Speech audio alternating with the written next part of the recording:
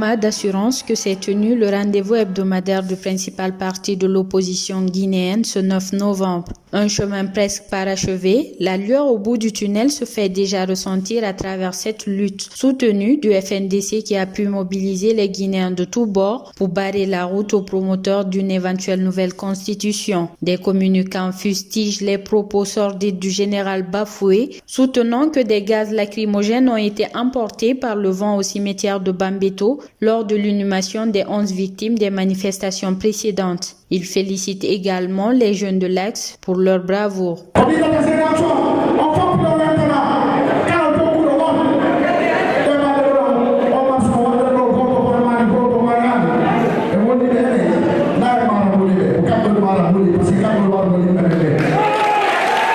L'arrivée de l'imam Yaya radié de ses fonctions au siège de l'UFDG n'a laissé honorable Tataba sans voix. Elle lui fait des éloges. Nous disons merci à l'imam Yaya.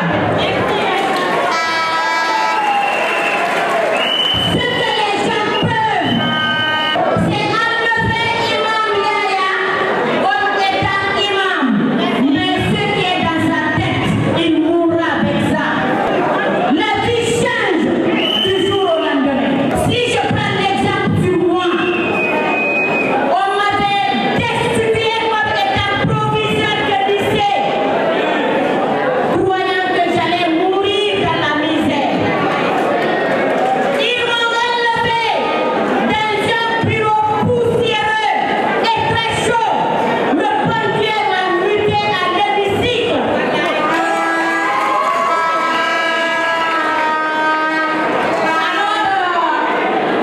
Le secrétariat général n'a pas pensé tout ce qu'il veut, mais qu'il sache que la vie n'est pas éternelle. Soit il quitte parce qu'il est fatigué, ou bien il quitte c'est une maladie, ou il quitte parce qu'il est mort, tout le monde est appelé à mourir, mais il s'en ira comme le professeur Afakonde s'en ira.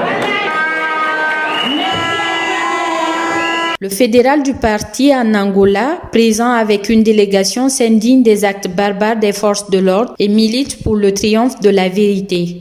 Je ne peux, en tant que fédéral de l'Union des forces démocratiques de Guinée en Angola, prendre la parole sans m'incliner pieusement devant la mémoire de nos morts qui sont injustement assassinés, tout simplement parce qu'ils aspirent à la liberté, au droit, à la justice. C'est possible et c'est faisable. Les étudiants, les religieux, les hommes de métier, le peuple doit être debout. Debout, la République sauve l'essentiel. La dignité, il n'a plus de sens en Guinée. Nous avons honte à l'étranger. Vous savez pourquoi? Le monde est planétaire. Aujourd'hui, tout ce qui est en train de se passer en Guinée à la minute se répercute dans tout le monde entier. On distribue de l'argent public, ça se voit dans le monde. On distribue de l'argent public. On est en train de distribuer des sacs de riz dans les mosquées pour des futilités. Permettez-moi de vous dire, nous n'avons pas le respect à l'étranger, tout simplement parce que nos gouvernants refusent d'être respectables. Ce sont notre miroir. S'ils ne sont pas respectables, nous ne serons pas respectés. Et la Seine-Loudala est respectable, il est respecté de la dignité humaine. Nous devons travailler dans ce sens.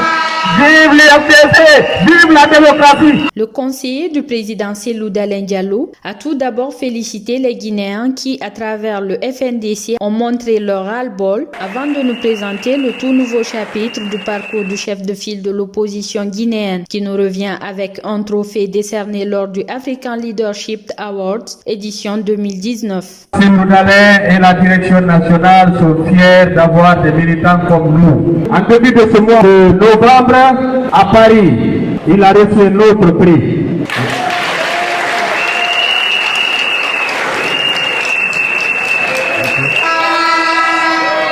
Le prix qu'il a reçu, ce qui est écrit, je le lis. Monsieur Cellou Dalein Diallo, président de l'Union des forces démocratiques de Guinée, il vous a été décerné l'award de l'engagement pour la paix et la concorde en Guinée et en Afrique de l'African Leadership Awards édition 2019.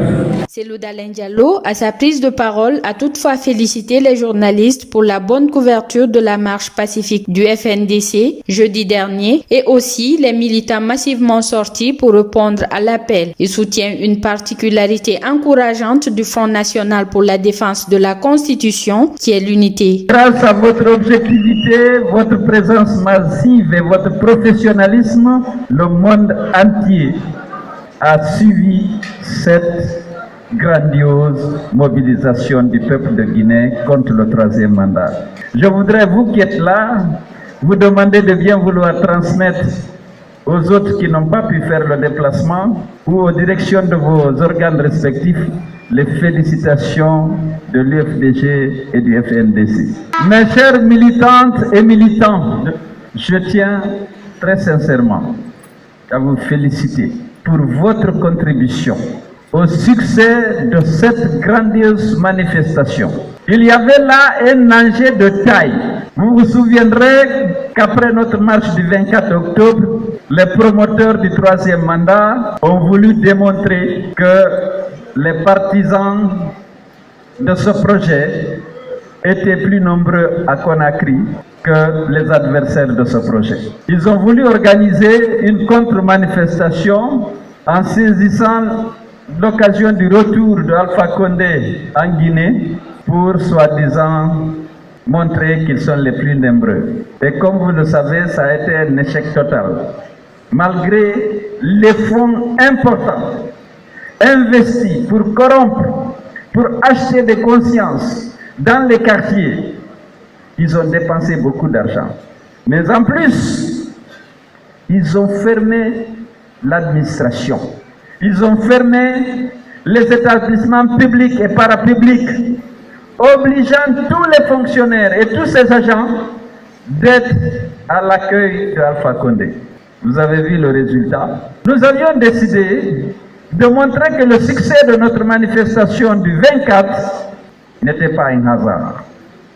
Nous avons demandé, nous, FNDC, que les Guinéens sortent pour exprimer leur opposition à ce projet de troisième mandat. Le jeudi 7 novembre, il y a eu une mobilisation sans précédent à Conakry. Je tiens à vous féliciter pour votre contribution à ce succès, mais je sais que vous vous réjouissez aujourd'hui de sentir que vous étiez loin d'être seul. C'est toute la Guinée qui s'est mobilisée. Toutes les sensibilités politiques, toutes les catégories socio-professionnelles. Le FNDC est devenu ainsi un cadre de rassemblement et de réconciliation des Guinéens. Suivant, il nous donne l'itinéraire et l'objectif de la prochaine marche prévue le jeudi 14 novembre et rassure qu'à sa prise de pouvoir, son gouvernement sera à l'image du FNDC. Le jeudi, c'est de l'aéroport au palais du peuple.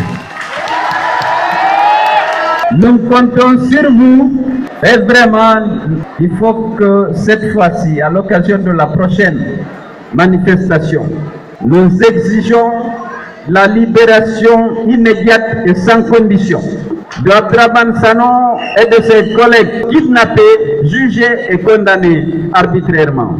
Nous exigeons la libération de tous ceux qui sont actuellement arrêtés et qui croupissent dans les prisons à l'occasion de ce combat contre le troisième mandat. C'est pour dénoncer le troisième mandat et exiger la libération de nos camarades arbitrairement détenus. Demain, lorsque votre parti sera au pouvoir, il y aura un gouvernement de rassemblement à l'image du FNDC.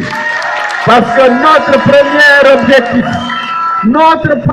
objectif, c'est le rassemblement et la réconciliation de Guinée.